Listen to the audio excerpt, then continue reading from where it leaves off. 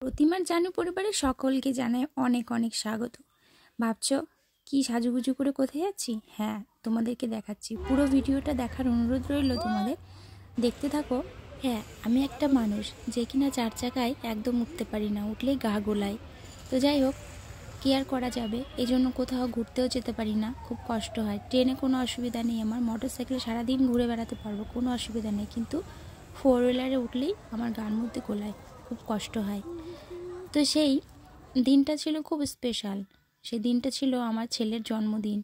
আর ছেলের জন্মদিনে ছেলেকে পাঠিয়েছিলাম স্কুলে। তারপরে হঠাৎ করে ডিসিশন নিলাম, চলো শিরডিতে কী করা যায় ছেলেকে নিয়ে। বাড়িতে তো সেলিব্রেশন করা যাবে না, স্কুলে দিয়েছিলাম সব কিছু চকলেট কিনে। ও স্কুলেই মানিয়েছিল টিচারদের সঙ্গে, ফ্রেন্ডদের সঙ্গে। তারপরে ভাবলাম, আমি আমার ননদ আমার বর ভাবলাম চলো শিরডিতে যাওয়া যাক। কারণ আগে প্রায় যেতাম আমরা, 2 মাস অন্তর অন্তর শিরডিতে সাই বাবার দর্শনে যেতাম, কিন্তু অনেক বছর হলো যাওয়া হয় না।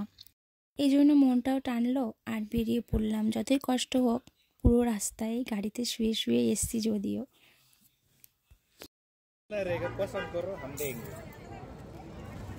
একটু কম করে নিলে ভালো হতো। কি আছে? নিজেদের সাজুগুজু কেনার পরে ছেলেকে একটা খেলনা কিনে দেওয়ার জন্য এখানে আসা। তো ছেলে দূরবীন দেখছিল, তো দূরবীন ভালো ছিল না, তাই বললাম যে একটা বাস নাও, রিমোট কার। তো রিমোটে চলে একটা বাস দেওয়া হয়েছিল ওকে বার্থডে উপলক্ষে। তারপরে আরও তো ক্যাকটাস দেওয়া হয়েছিল ওকে, ওটা অনলাইন অর্ডার করা হয়েছিল, বাড়িতে এসেছিল। বাসটা ওখান থেকে কিনে নিয়ে এসেছিলাম শিরডি থেকে। তো যাই হোক, আমার ছেলে অন্য বাচ্চাদের মতো নয় যে দিতেই হবে আমার চাই, এমনটা করে না। ওকে একটু বোঝালে ও বুঝে যায়। তো এখানে ভাবছিলাম যে ছোট একটা ফোন, বাচ্চাবেলার কথা মনে পড়ছিল, ছোটো বাচ্চাদের কত কিছু ছিল। তারপরে আমার ছেলে ফুচকা দেখেছে, ফুচকা খাবে, ওর বাবা একটু ফুচকা খাইয়ে দিল। ও ফুচকা খেতে খুব ভালোবাসে। সুন্দর একটা ব্রিজ, সব ছবি তোলার পালা দেখো। ছবি তুলে এবার প্রসাদালয়ে যাচ্ছি প্রসাদ গ্রহণ করতে। এখান থেকে প্রায় 5 মিনিটের রাস্তা হাঁটতে হবে, টোটাল 10 মিনিটের রাস্তা পড়ে যে সাই বাবার ওখান থেকে। এখানে দেখো কত বড় সাই বাবার মূর্তি। এখানেও দেখো সাই বাবা রান্না করছে। সাই বাবা জানো তো, হাত দিয়ে গরম হাঁড়িতে হাত দিয়ে খাবার নাড়তো, ওনার কিন্তু হাতাখন্তির প্রয়োজন পড়তো না। টিকিট কাটতে গেছিলো, তা আজকে ফ্রি খাবার। এর আগে অনেকবার ফ্রি খাবার খেয়েছি আমরা। হাতটা ধুয়ে এবার ক্যান্টিনের দিকে যাচ্ছি। ক্যান্টিন বলে, আসলে এটাকে কি বলে আমিও জানি না। প্রচুর বড় হাজার হাজার লোকের জায়গা। এখানে যখন অনেক লোক হয় তখন এখান দিয়ে ব্যারিকেড করা আছে, এরকম লাইন দিয়ে লোক দাঁড়িয়ে থাকে। দেখো আজকে কেউ নেই, আসলে সবার শেষে আমরা এসেছিলাম আজকে প্রসাদ নিতে, আমাদেরই শেষ ছিল আর কি। তো গিয়ে দেখি লাস্টের দিকে অনেকগুলো লোক বসে গেছে খেতে। তা ওরা বললো সামনের দিকে এগিয়ে যাও তোমরা, তোমাদেরকে সামনের দিকে দেওয়া হবে।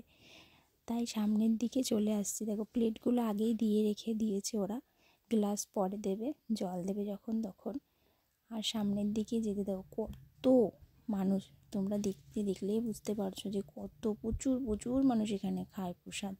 এখানে অনেক দূরের থেকে যারা মানে তীর্থ করতে আসে এখানে, তাদের তো এখানে সারা দিন সকাল থেকে সন্ধ্যা অবধি খাবার দেওয়া হয়, প্রসাদ দেওয়া হয়। আর ভরপেট যত খেতে পারো তোমরা, এখানে কোনো নিয়ম নেই যে একবার দেবে দুবার দেবে এরকম না, যত খেতে পারো।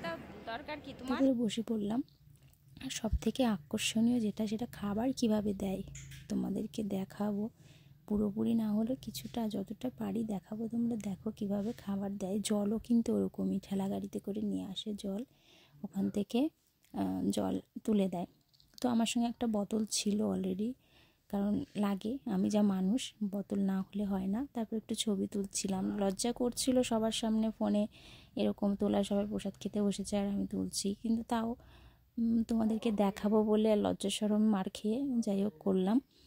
পুরোটা তো দেখাতে পারিনি। এই দেখো খাবার দেওয়ার স্টাইল এরকমভাবে, ভাত, রুটি, ছোলার তরকারি ছিল, এখানে ডাল ছিল, আর বেগুনের তরকারি ছিল, আর শিরা ভাত ছিল। খাওয়া হয়ে গেছে, তারপরে হাত ধোয়ার জন্য বাইরে বেরিয়ে এসেছিলাম।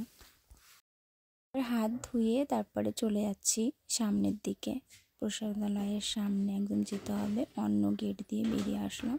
এখানকার গাছগুলো খুব সুন্দর, উপরের দিকে মনে হচ্ছে ছাদ করা।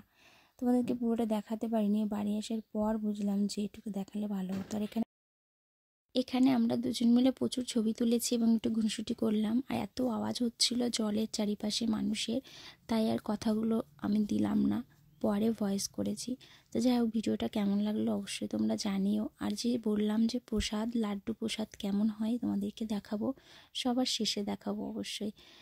আর ড্রাইভারকে বলেছিলাম যে তুমি আসো। ড্রাইভার আস্তে আস্তে যতক্ষণ সময় পেয়েছিলাম আমরা এরকম ছবি তুলছিলাম। তো নিজে নিজে ক্যামেরা ধরে নিজে নিজে ছবি তোলা খুব একটা ভালো হয় না, তোমরা সবাই জানো। আজকের ভিডিওটা অবধি, সবাই ভালো থেকো, সুস্থ থেকো। আর দেখো, তোমাদেরকে অবশ্যই দেখাবো আমি লাড্ডুটা কেমন। এটা হচ্ছে শিরডির প্রসাদ, মানে লাড্ডু। এই লাড্ডু নেওয়ার জন্য আমাদেরকে লাইন দিয়ে দাঁড়িয়ে থাকতে হতো আজ থেকে 10 বছর আগে। 5 বছর আগেও লাইন দিয়ে দাঁড়াতে হয়েছে, কিন্তু এখন আর লাইন দিয়ে দাঁড়াতে হয় না। এখন এই লাড্ডুর স্টলগুলো 2-3 জায়গায় আছে, ওখান থেকে নেওয়া যায়, কালেক্ট করা যায়। লাড্ডুর স্বাদটা অনেক ভালো ছিল আগে, কিন্তু এখন স্বাদে কমে এসছে।